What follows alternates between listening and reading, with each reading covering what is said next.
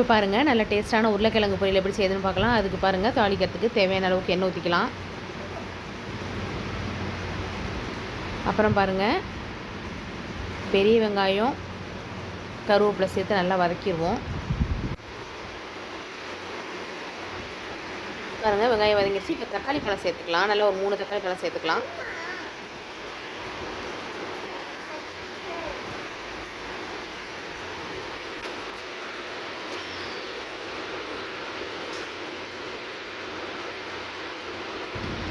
அடுத்து மஞ்சத்தூள் சேர்த்துக்கலாம்.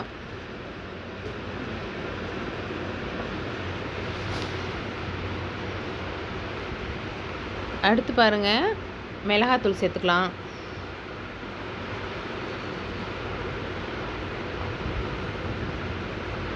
உப்பு தேவையான அளவு சேர்த்துக்கலாம்.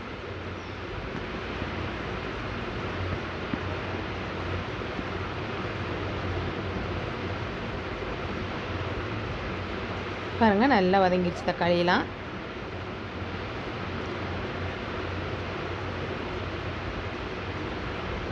இப்போ மல்லித்தூள் சிறிதளவு சேர்த்துக்கலாம்.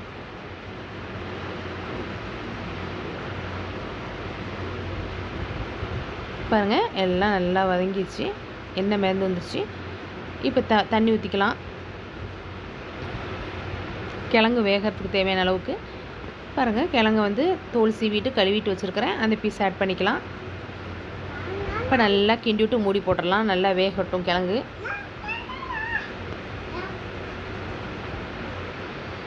மூடி போட்டுடலாம். பாருங்கள், நல்லா இடையில கிண்டி விடணும். இந்த மாதிரி நல்ல டேஸ்ட்டான உருளைக்கிழங்கு பொரியல்.